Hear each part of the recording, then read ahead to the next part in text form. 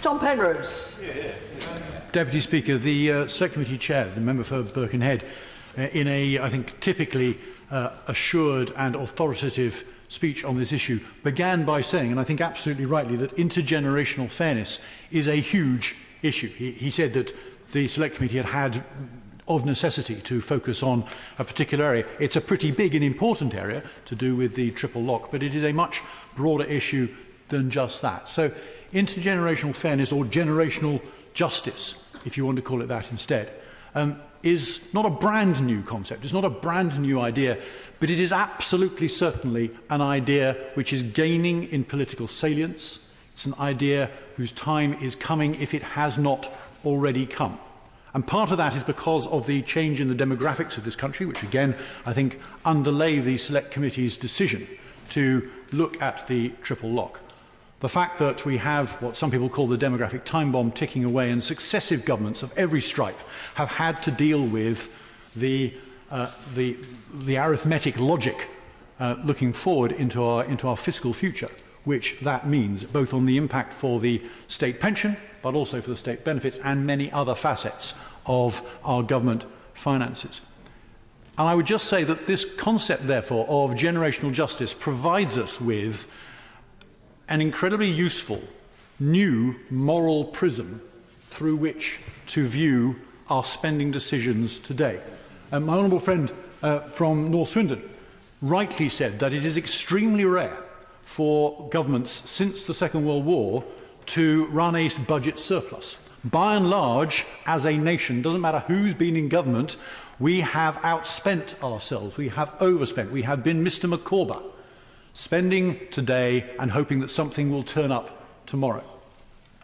And that cannot go on given this notion of generational justice, which is increasingly, I think, in people's minds, and rightly so. We need to ask ourselves the moral question, which is this: if we are spending on things today which just help our lifestyle, how can that be fair on our children and on our grandchildren? Because they are the ones, if we borrow to support that spending, they are the ones who are going to have to pay for our lifestyle today. That cannot be right, it cannot be fair at all, and we will have to justify it to them when we in turn come to claim our state pension, or indeed claim state benefits. Now, I'm a little bit more generous, I think, than my friend from North Swindon, because I would say that there are a few occasions when it is justified to borrow more than we receive in tax benefits, in tax revenue, particularly if we are borrowing to spend on things which are then going to be enjoyed by our children and grandchildren. They are going to be able to use themselves. We, in this country today, we benefit from the investments which our predecessors made in railways, in roads. Nowadays, we are investing in our turn in digital infrastructure which our future generations, our children and our grandchildren, will be able to use themselves. Those things are things which last and which will yield a benefit not just to us but to future generations too. The moral prism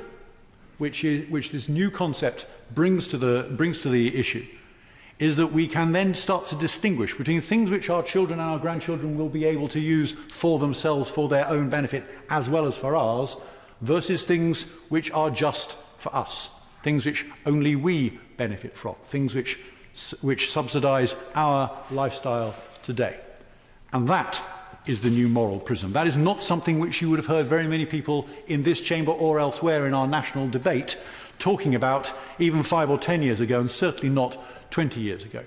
This is the new concept, and it is extremely powerful and extremely important for us because, Madam Deputy Speaker, if you start to view it through that prism, through that lens, and you start to apply the same kinds of fiscal discipline and financial discipline which, for example, an independent pension fund would apply to its liabilities, if you take and try to value the financial liabilities which are inherent, which are embedded in the state pension and the state's benefit system, in the same way that, for example, the pension trustees of the Rolls-Royce pension scheme or any other private or occupational pension scheme would do, if you apply those actuarial calculations to the liabilities, to the cheques which we are all collectively in this place writing on behalf of ourselves and the costs which are therefore imposing on future generations. What you find is that those actuarial liabilities, which look and feel and sound and are economically the same as a gilt, a government bond, a long-term liability, they feel the same, and I suggest very strongly that it is only generationally just that we should treat them the same. If you do that, Madam Deputy Speaker, then the government's balance sheet, the public's balance sheet, the government's overall commitments start to look very, very difficult indeed. And that isn't a comment on the current government or indeed on the last couple of governments, whether they were coalition or Labour. This is a comment on the way that this country has been thinking and behaving since the Second World War, since we founded the welfare state. Because if you add those actuarially calculated liabilities onto what we normally call the national debt, the stock of gilts, the stock of government bonds in issue, you don't just get a figure projected for the national debt of about 90% of gross domestic product, a level, incidentally, Madam Deputy Speaker, which gives people like me a nosebleed from the altitude that we are going to be operating at in due course. The strain on our government balance sheet is already high. You don't just get somewhere knocking on 90% of GDP as government debt. You get a figure which, depending on which external valuations and assessments you choose to believe, is somewhere between 350 to 400% of GDP. And I think it's time, Madam Deputy Speaker, that we started being honest with ourselves. Not just honest with ourselves across the aisle here in this chamber, but honest with ourselves as a society, as a nation, about the scale of the cheque that we are asking our children and our grandchildren to cash on our behalf. It means that the government's finances are a great deal more brittle, a great deal more fragile, a great deal more exposed to external shocks of the kind that we have just suffered in the 2008 banking crisis than we have been willing to admit to ourselves, and we have been a high-rolling economy of that kind since we first invented the welfare state. Now, the Select Committee Chair rightly pointed out that there are a number of different reactions to this inconvenient truth that we could do. We could raise taxes, we could ignore the problem. He also mentioned, I think his tongue was firmly in his cheek when he mentioned that, but there are a number of different things we could do. There was one alternative which he didn't mention, and I would like to table for people to consider here as well, because the only way that we can deal with the generational injustice of charging our children and our grandchildren for the liabilities which we are building up under the state pension and state benefit system is to switch from our current pay-as-you-go system. And that, ladies and gentlemen, is a gulpingly large financial commitment. But it is also something which is, I'm afraid, unavoidable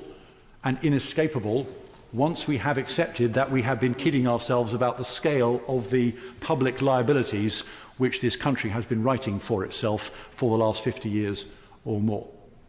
And the only way to move from a pay-as-you-go system to a fully paid-up system, the same system which we already demand from the occupational schemes which we already look at, and we look at with some degree of envy and some degree of approval, the occupational schemes which are held up by many to be the apple of the pension's eye. The only way we can do that is to take a very, very slow and steady process in doing so, because it would clearly be generationally unjust the other way around to charge the current generation of taxpayers the cost not only of supporting the current system, the pay-as-you-go system, where we all pay for the current pensions liabilities, but also to ask us to build up a fund to afford the future pensions liabilities in order to wipe out the generational justice. We would end up paying twice, and that would be a generational justice of a different kind, of a different scale as well. But, Madam Deputy Speaker, I would therefore make this point to all here and to everyone listening more widely, and it's this,